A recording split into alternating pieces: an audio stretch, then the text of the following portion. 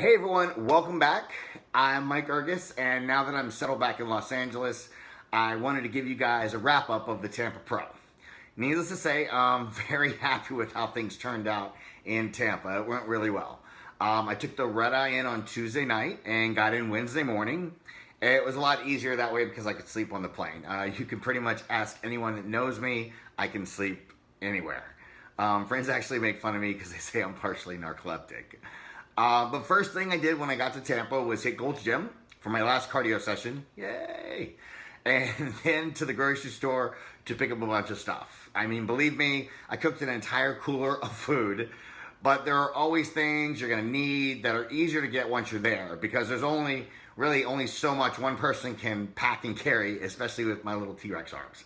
I checked into my Airbnb afterwards and it was nice, and it is always nice to rest. Once you get there, it's important for me to have all my food already cooked.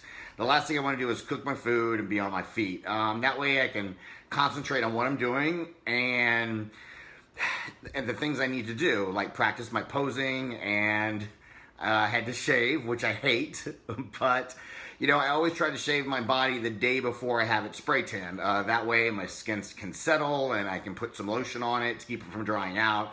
This way the spray tan takes to my skin better. I mean, you can't put anything on your skin the day that you tan or it may not take to your skin. And the last thing you want is a bad tan on stage. I mean, it's distracting, it can hurt your chances of winning or doing well.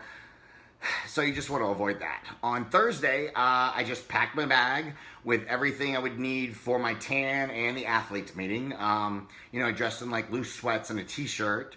That way, you know, your body doesn't like stick to your clothes and your tan doesn't rub off.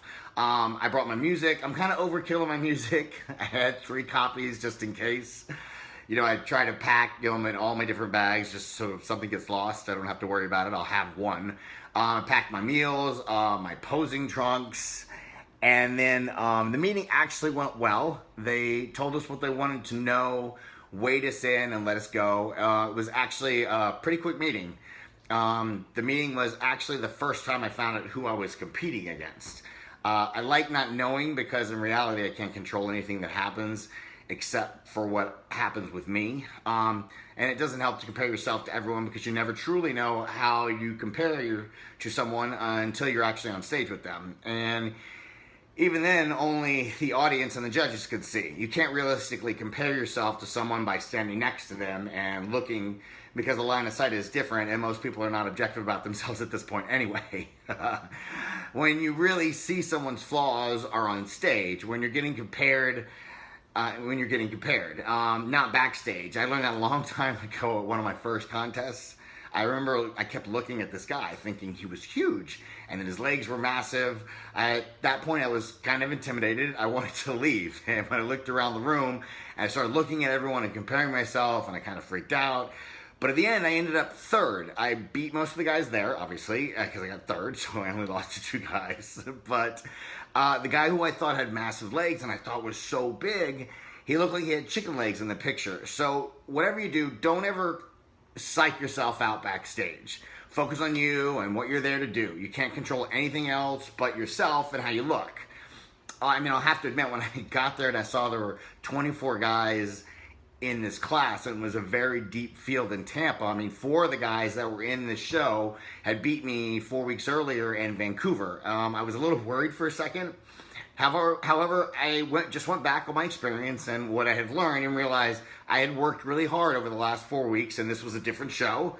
I looked completely different than I did before, and I would look different standing next to them this time.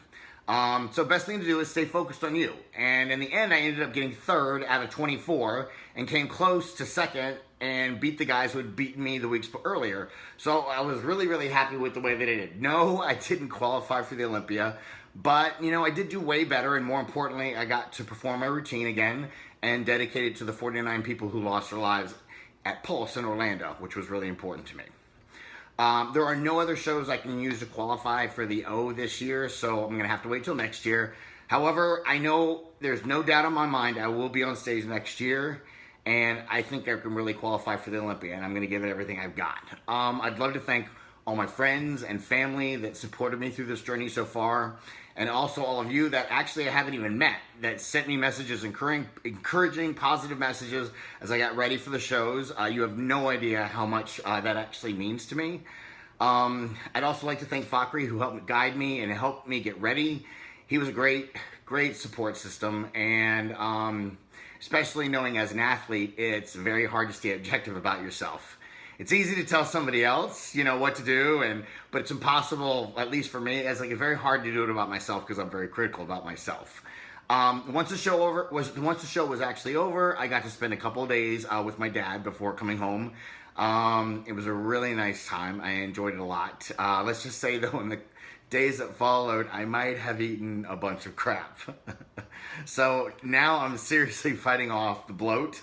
I've gone back on my diet and doing cardio, so I don't pretty much turn into a big fat ass overnight. I need to use this rebound in a positive way to gain some size for next year. So that's what I plan on doing, because like I said before, I plan on standing on stage at the Olympia in 2017, and I'm going to give it everything I've got. It will be great to get back to a normal life though right now, now that I'm back in LA. And I know that I love coming home and seeing Mr. J. He's such a good boy. I'm going to take him to the doggy park later today. He will be very happy. Well, that's all for now. I'll be making another video soon, so please subscribe and follow my journey. And if there's anything you'd like to see from me, please email me and let me know. I'm always up for constructive criticism. I mean, I am just starting this out and I'm learning as I go. But anyway, I hope you are having a great day, and I hope to see you soon.